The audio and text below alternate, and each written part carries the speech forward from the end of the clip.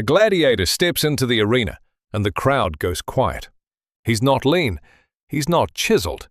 He's soft around the middle, fed on barley and beans for months. Everything you think you know about gladiators is probably wrong. They weren't lean, chiseled warriors with rippling muscles. They were fat, deliberately fat. Archaeological analysis of gladiator bones from Ephesus, Turkey, revealed something unexpected.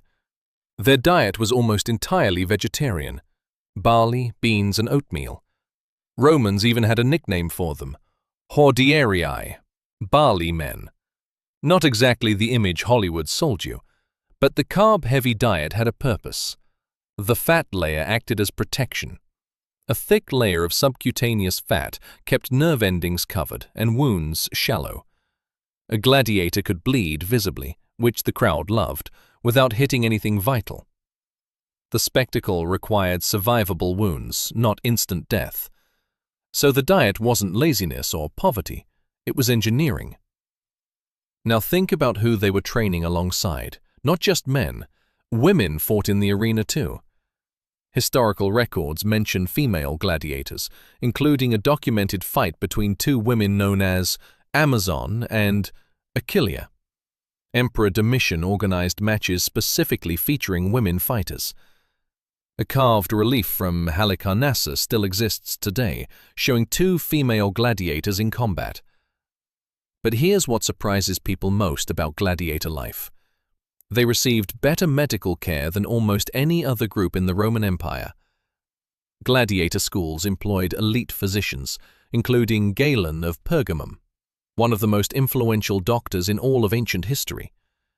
His work treating gladiators gave him more experience with trauma surgery than any other physician of his era. Archaeological evidence confirms this. Gladiator bones show clean, expertly healed fractures. Compare them to the bones of ordinary Roman citizens. The difference is obvious. Gladiators also drank a daily calcium supplement made from charred bone or plant ash mixed with water to support bone density and recovery. A disgusting practice, but an effective one. Their training facilities were fortress-like structures called ludi. Inside, heated floors, private baths, medical infirmaries, and professional trainers. The largest, Ludus Magnus, sat directly beside the Colosseum, connected by underground tunnels. This wasn't a prison camp. It was closer to a modern professional sports academy, with one major difference. You weren't necessarily there by choice. Many gladiators were slaves or prisoners of war, but some were volunteers. Free men who chose the life for the pay, the fame, and the crowd. Because here's something else the movies skip. Gladiators were celebrities. The most successful ones had fan followings. Graffiti on Roman walls praised their victories. Women sent them letters. People paid to watch them train. A famous victor could earn enough to buy his freedom, and death wasn't guaranteed by the rules of the arena. The thumbs down signal, made famous by films, probably didn't mean what you think. Historians debate what the crowd's gestures actually meant. Many bouts ended with the loser surrendering, the crowd voting, and the victor walking away.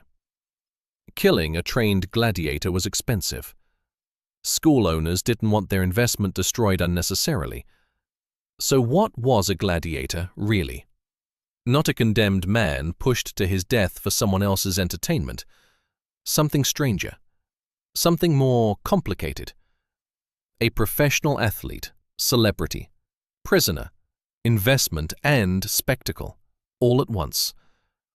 A person whose suffering and skill were both carefully managed, monetized, and applauded.